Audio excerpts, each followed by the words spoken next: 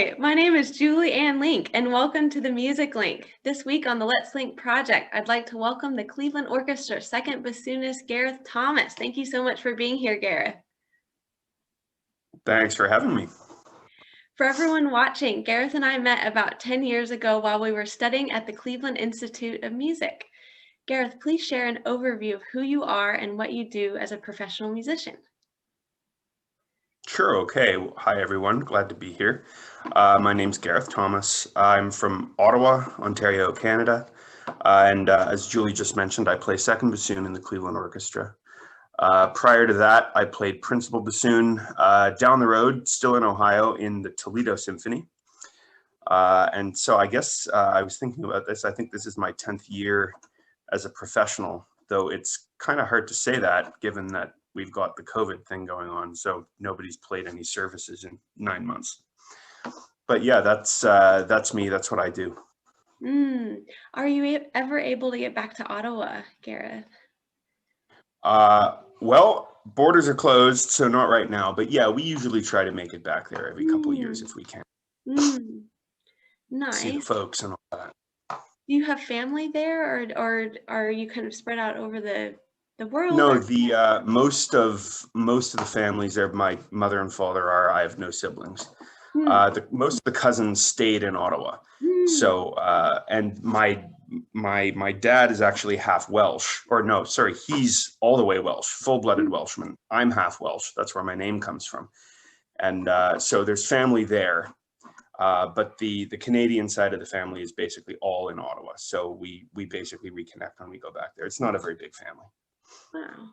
How did you first get introduced to music? I had in Ottawa, there was, for all I know, this lady may still be running this. There was a really amazing lady named Jean Gomez, who was and is the wife of the founder of the youth orchestra in Ottawa and the academy associated with it.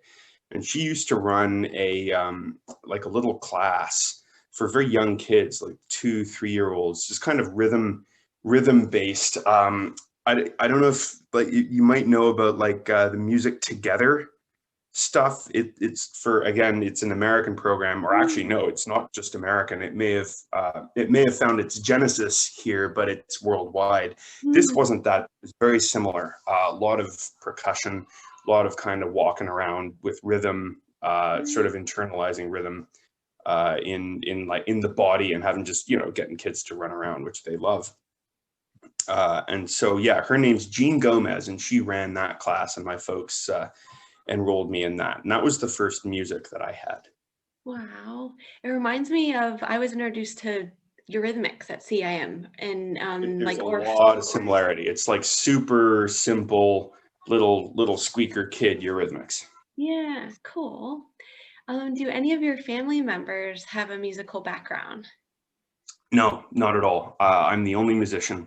Nobody in the family plays anything. There was a rumor that like 7 generations ago on the Welsh side, one of the, like the great grandfather could play the violin or something like that. But yeah, I mean, that's so long ago, it's rumors. There's really no music in the family apart from me.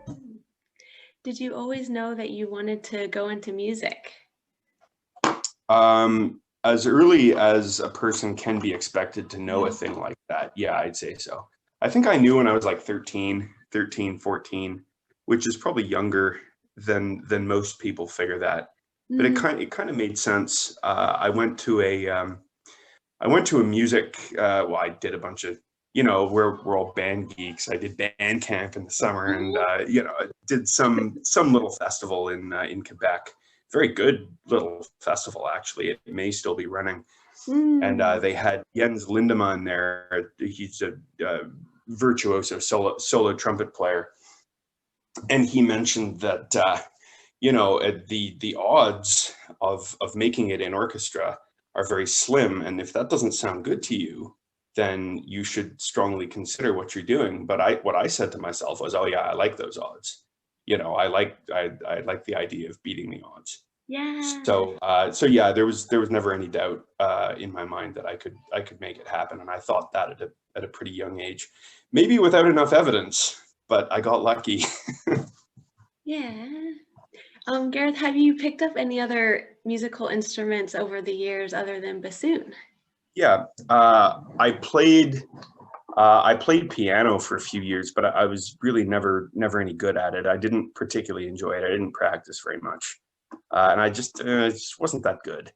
I'll tell you what helped with bassoon a lot, and it kind of what I should say is it kind of helped with my introduction to bassoon was I think a lot of kids probably play recorder in school. It's pretty common, and I Mm. was I was one of those. And everybody starts on soprano recorder like you do, but they had some alto recorders in our school, so I learned alto recorder as well. And the alto recorder fingering is actually the same as it is on bassoon.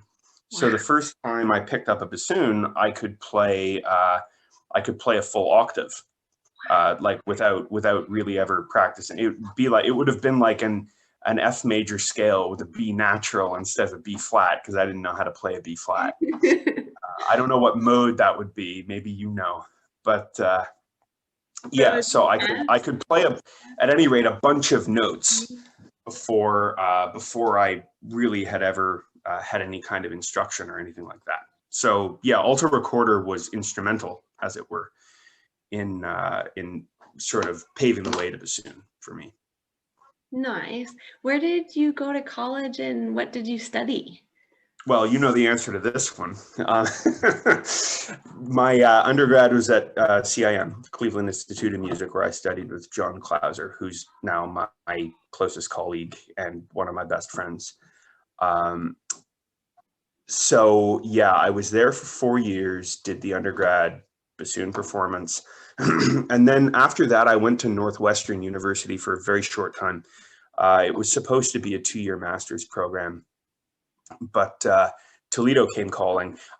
I feel like we were in the finals together at that audition, or at least the semis. Is that Uh-huh. right? I feel Maybe, like Gareth, we it's been were. so long ago. I think so. I Yeah. have this memory of because Susanna was there too, and Oh, I have this memory of the three of us being there in at least in the semis, and I feel like we might have played in the finals I too. don't know if I got to the finals, Gareth. I can't remember now. I can't. I I remember the mean, audition.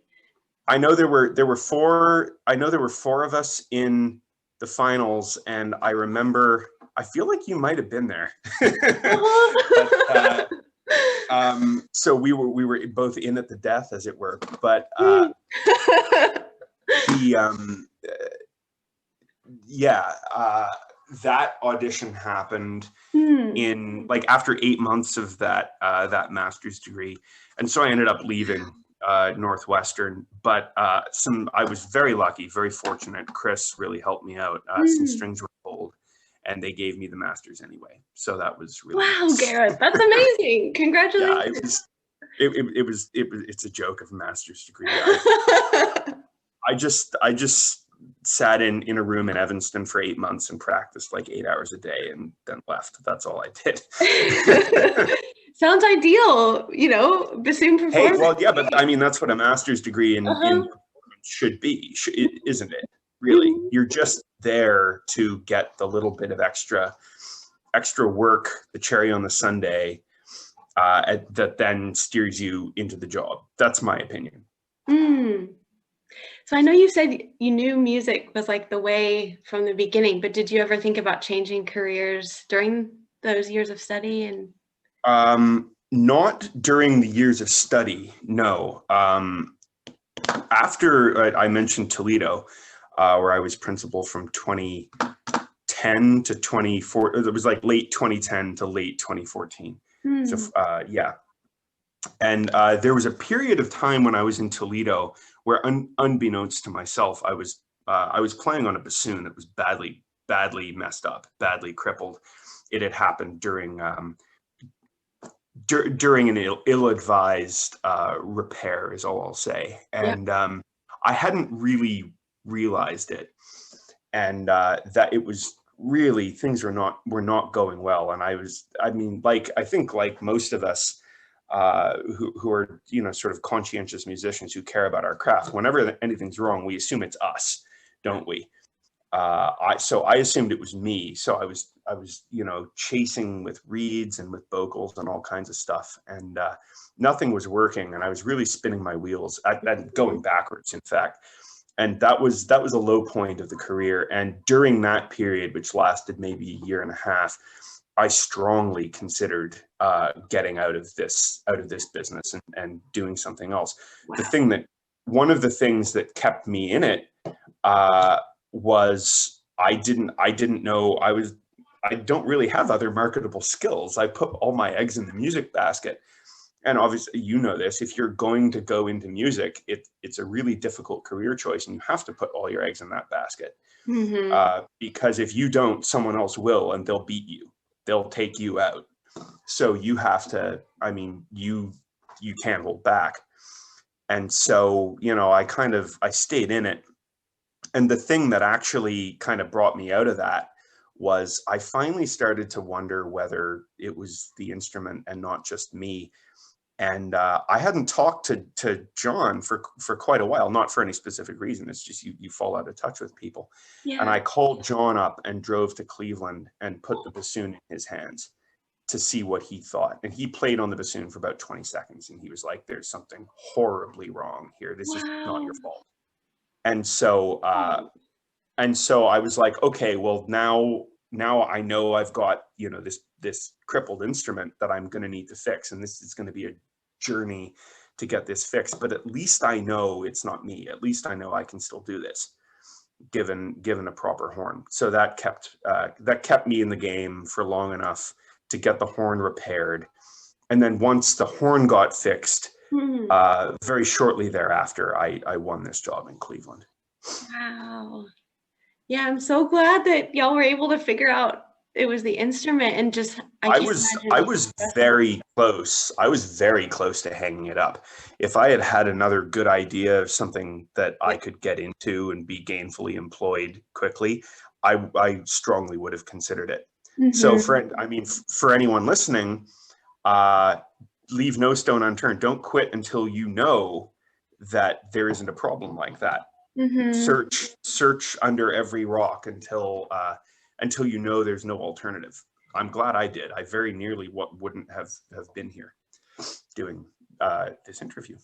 Mm-hmm. That's such good advice, Gareth. And two, just it's such an investment, like you said, where you spend so many years of your life from a child, and Mhm. you know, it's so hard to walk away. So yeah, good to explore all the options. Well, and if you've made it in the business, you've won an audition that will pay you a living wage.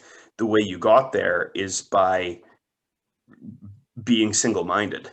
Mm-hmm. So if you're going to change career, it's a matter of going back to the beginning, you Wow. know, finding a whole nother thing to do. In my opinion, I mean, that's what it took for me. Maybe people more talented than me would be able to get a job while, you know, maintaining a high level on something else simultaneously. But I'm not that guy.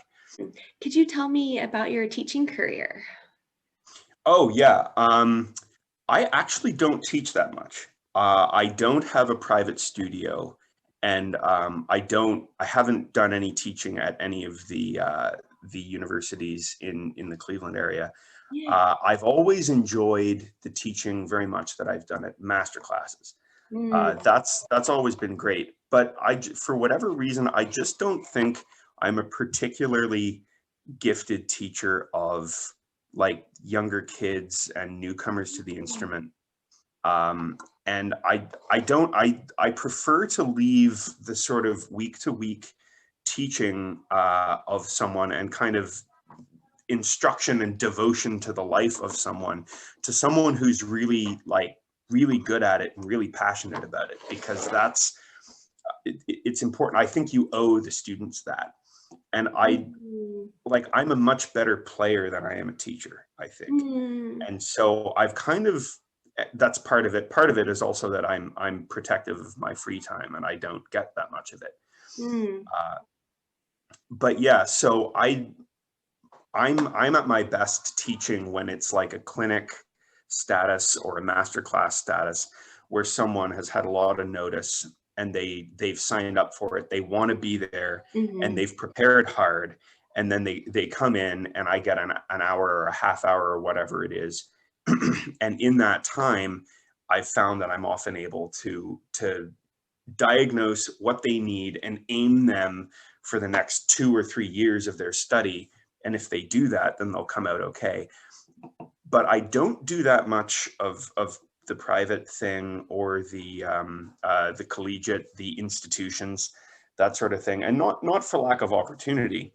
I would just prefer to leave that to people who are better at it than me, and who feel more of a calling to do it. I think teaching's a calling, and I don't believe in dabbling around in it and wasting other people's time. That's not fair to them. They're paying you good money, and it's not fair to take their money if you're not 100% invested. That's my view. So that's my teaching career, or lack thereof.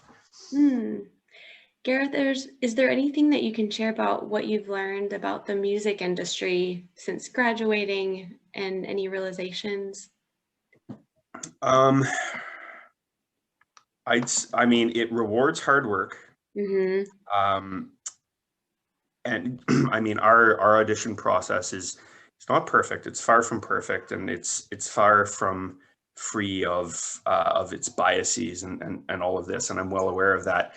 But it does a better job than in just about any other field of being impartial and unbiased. It gets as close as you can, and it's been doing that for a long time. I don't say it gets as close as you can, but it gets as close as any other field. And so it's really important to put in the work and to show up. Apart from that, I mean, it's that I'd say that's the main thing. It rewards work. It's full of very talented people who and very good people who can hear right away what you're doing, and who can tell right away what's going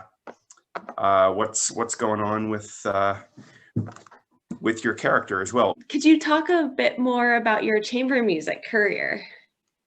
Oh yeah. Now that's something I've done a lot more of. So when I was in Toledo, I am a founding member, actually, of a little trio, flute, bassoon, piano, with my then girlfriend, now wife, and a pianist. Problem is, now we're all in different places. He's out on the East Coast, and Brandy and I are here. But for a while there, we're called the Araya Silva Trio. We have videos on YouTube. There may even still be a website. I'm not sure, but yeah. So, and what we did, it's, as I say, flute, bassoon, piano. We did a lot of commissioning of new stuff, because that was a fairly untapped resource and unexplored combination. So there's a whole lot more stuff there now for that instrumentation than there was before, and that's due in part to the commissioning that we did. So that's a lot of the chamber music that I've done. We were on the radio and did IDRS and stuff like that. That would be the main thing.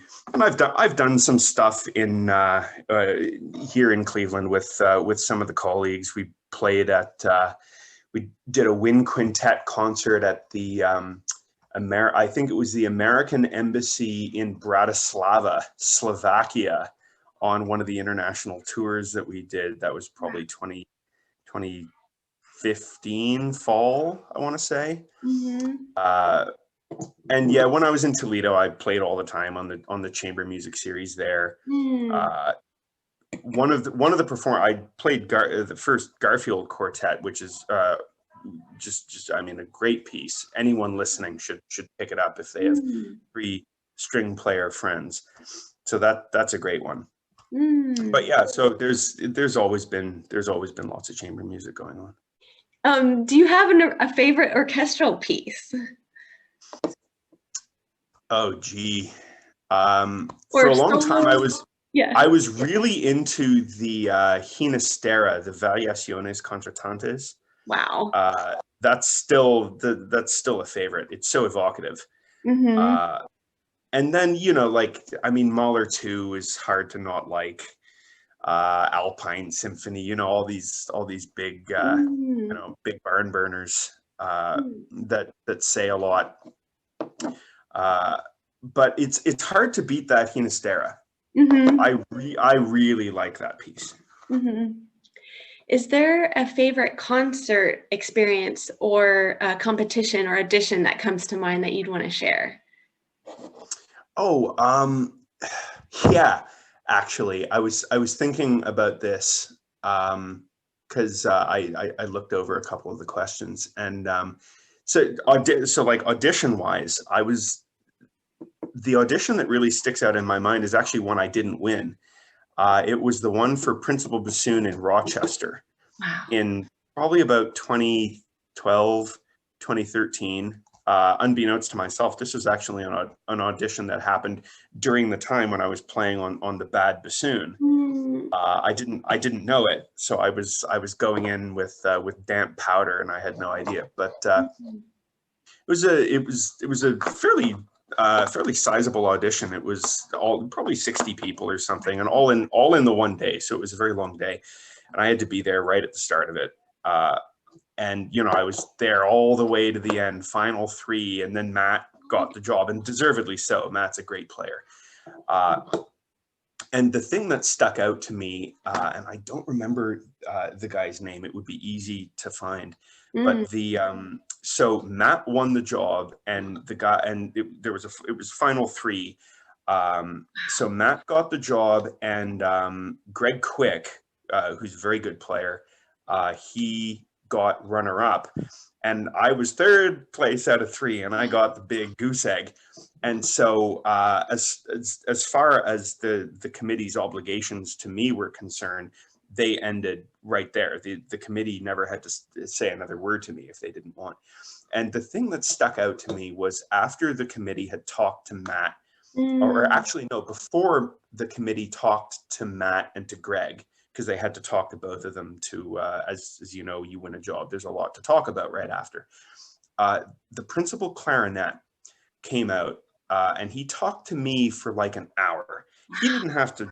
He didn't have to talk to me for a second, Mm. not 1 second. He didn't owe me a thing, and he came out and he talked to me for an hour, uh, like going over what he heard and what he liked, and kind of telling me why the decision had been made the way it was and all that.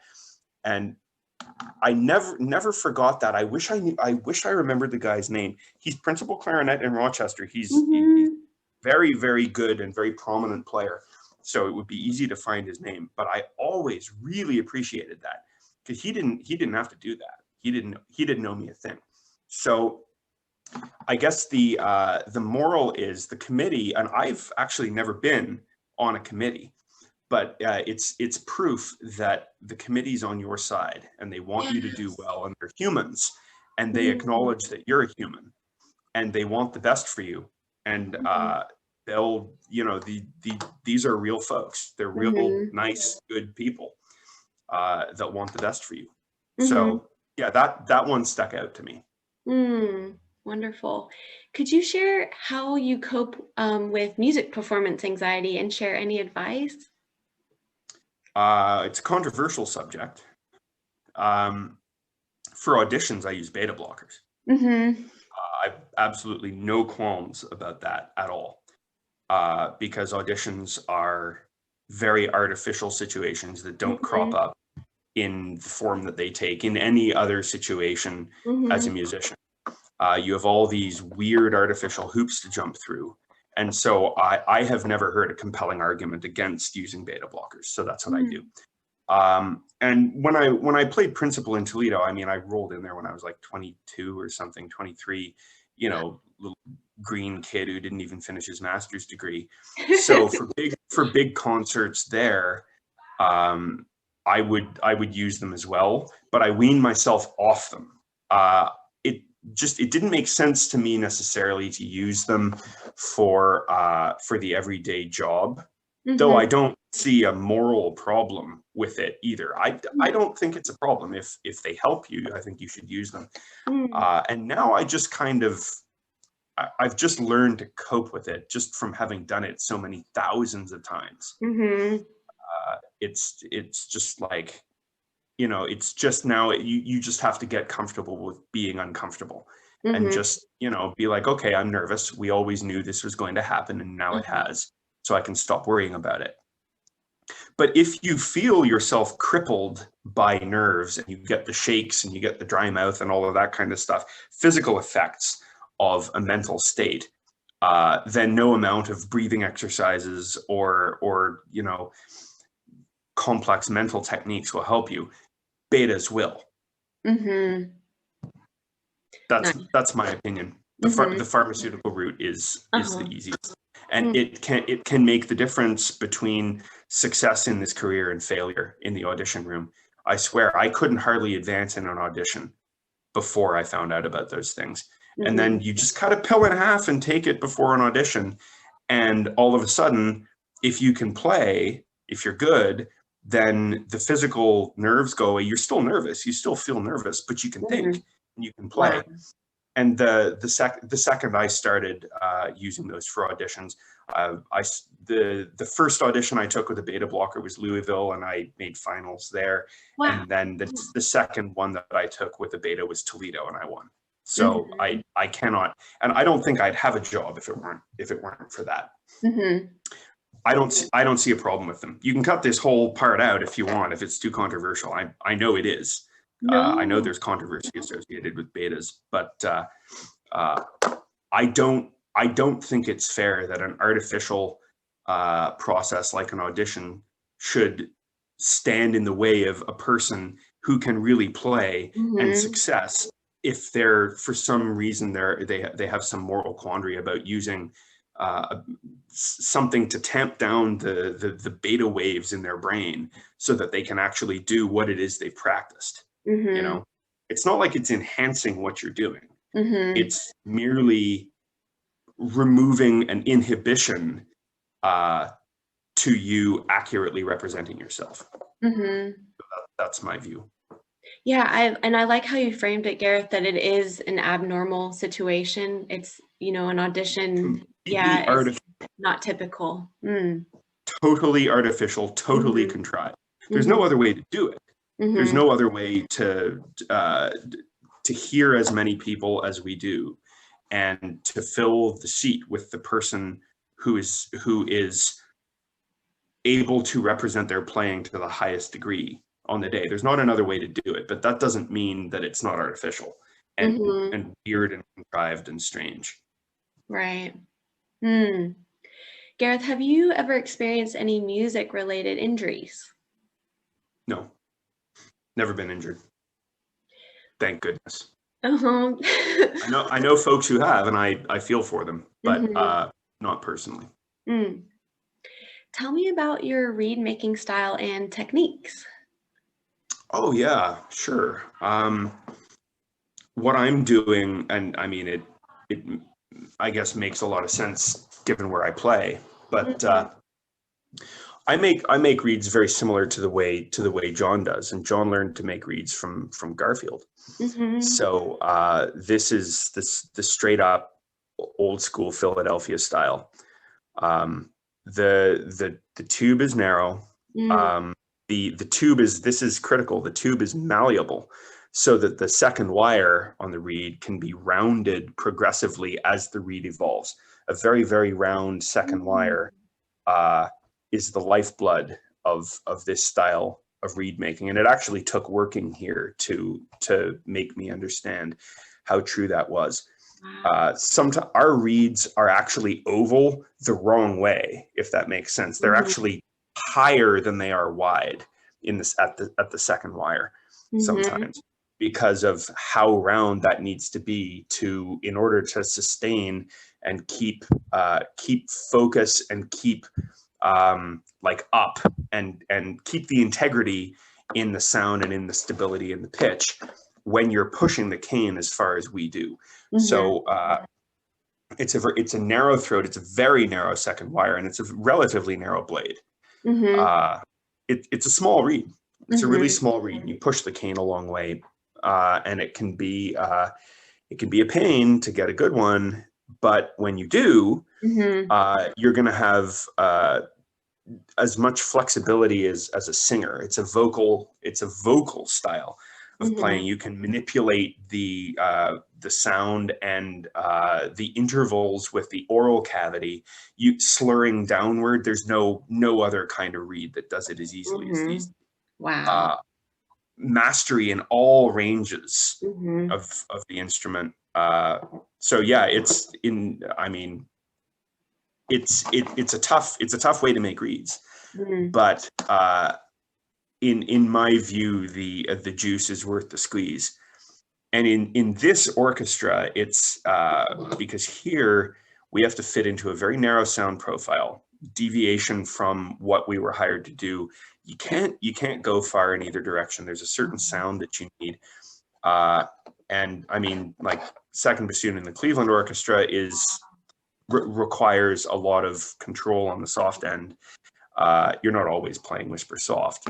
There's a misconception about that. A lot of the time you're playing pretty loud, but you have to have the clarinet 5 Ps in your pocket. And this style gives you that. So then that's the biggest part of the job, is always walking in with a reed that is bulletproof on the soft end, so that you have the attacks and you have the tapers. And once you have that, you're invincible. But if you don't have it, no amount of practice will save you.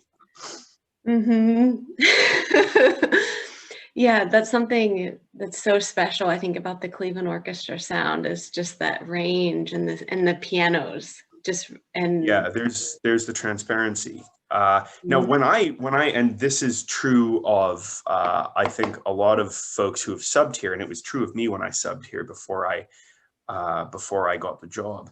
People walk in thinking that if they can hear me at all, I'm too loud, and it's just not true. The whole section wants to hear you. Yes. The second bassoon here is the anchor of the section in more ways than one. Number one, it gives body and bass and darkness to the sound of the winds, and the winds here play very dark.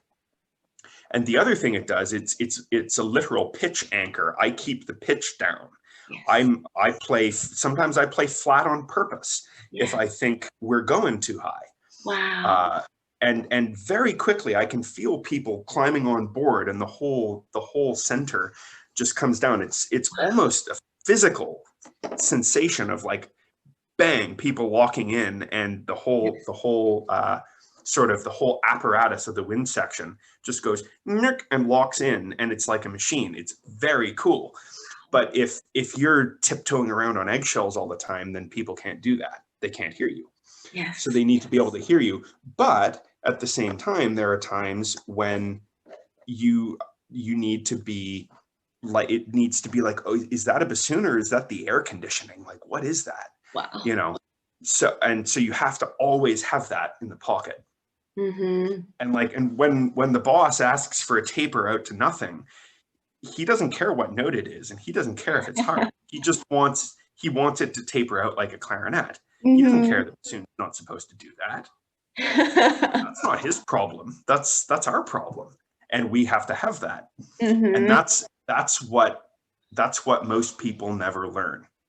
That's what people don't learn, and that's what keeps them out of jobs. People who are amazingly great, fantastic players and beautiful musicians, if they would just focus on the command and the control, that would give them that last little edge that they need to take the last step and be employed in a great orchestra. And I mean, it's easy to say now, but I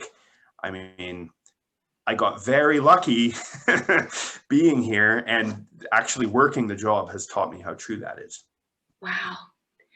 Gareth, something that comes to mind is core work. Did you do a lot of core, with tapering? And I talk to students a lot about just maintaining a really good strength in your core with your reed making to have that control. Interesting. with two things to say. Mm. Number one, with these reeds, I don't think I have to focus on that so much. It's more of it is here. And if Mm-hmm. the reed is doing its work, it's almost like I can kind of let it do what it does and get out of the way a little bit. And regarding core work, I strength train. That's what I do. I have a power rack and a bench and Wow. a dead platform in my garage. And so if you're, I mean, I could talk your leg off about strength training too. But Cool. if you're squatting heavy 3 times a week and Uh-huh. deadlifting heavy once a week and doing a bunch of other stuff as well, you have a strong core. Uh-huh. So yeah, I mean, I've never done specific core work, but I've Mm. always strength trained with a holistic approach to training movement patterns and that train the entire body. The squat being the main one, but also the deadlift. And if you're deadlifting 500 pounds and squatting 400 pounds, there's nothing weak about your core. Wow. So yeah, that's my view on that. But yeah, no, I think being strong Mm-hmm. in all aspects, including the core, is very important for bassoon. That's something I attribute to never having had injuries. Uh-huh. Bulletproofs the body. Holding a bassoon up is nothing if you're strong. Uh-huh. When did you get into weight training and doing that Oh, sort geez, of I was strength about training? 13 or something like that. I've Wow. always Mm-hmm. been doing it for 20 Mm-hmm. years. Mm. John does it too. John's very strong. Wow. Mm-hmm. Mm. Is there any advice that you can share for musicians just starting out their music careers? Yeah, fundamentals are everything.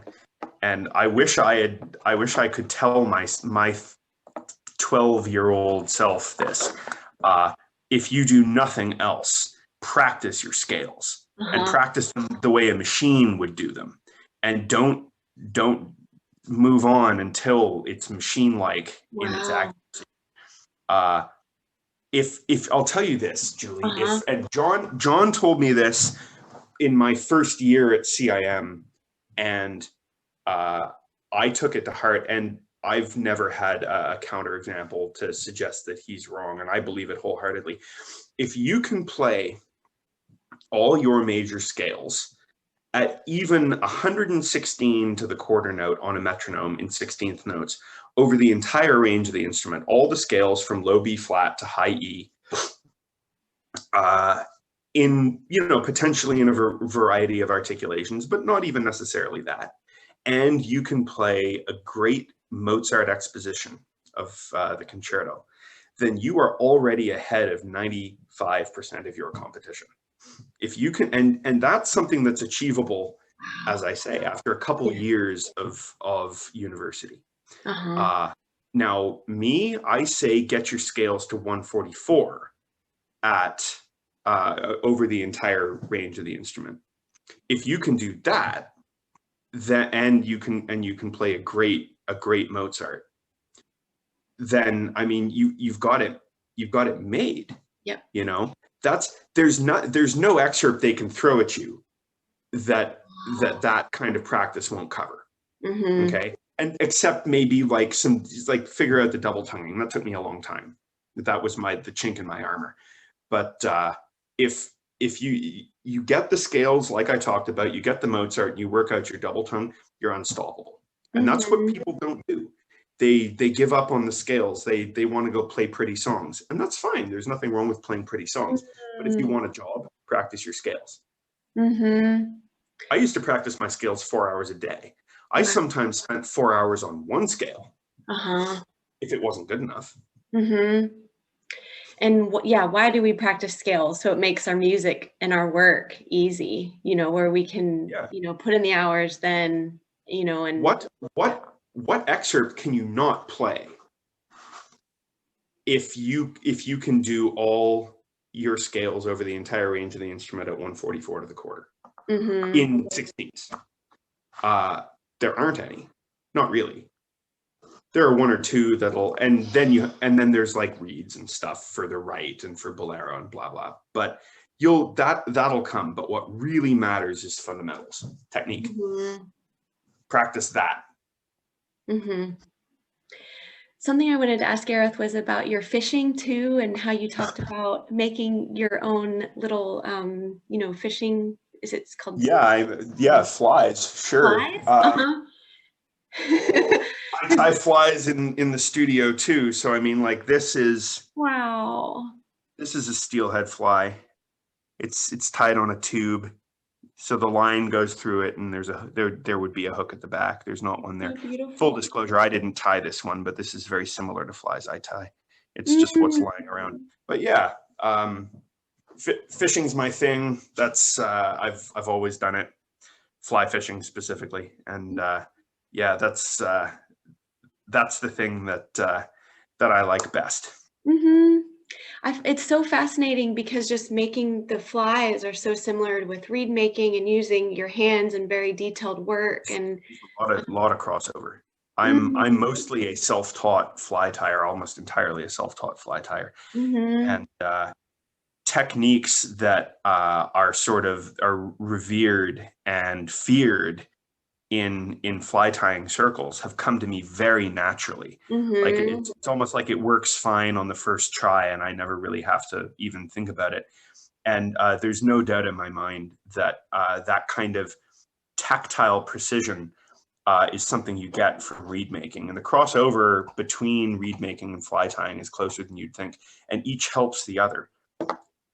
If you become a better fly tyer, you become a better reed maker. It's kind of funny. Gareth, who do you think I should interview next? Probably Katie Brooks in Winnipeg. Oh yes, of course. That's who I'd talk to. Yeah. Tell her I sent you. Okay, definitely. Gareth, thank you so much for sharing this interview. It's wonderful to get a glimpse into your life and career as a professional musician. Yeah, I was pleasure to do it. I was glad to be asked. For everyone tuning in, keep an eye out for new videos with great bassoon guests every Thursday Central Standard Time. On the Let's Link project, every guest interviewed here is hosting an open panel discussion via Zoom the following Sunday Central Standard Time, and you can register free for Gareth's session on the Musik Links website. Please like, comment, and share any questions or feedback in the section below, and subscribe to this channel for new video notifications each week. The Musik Link is a New Zealand-based online resource for people to share, learn, and connect. Thank you for watching, and I'll see y'all in the next video.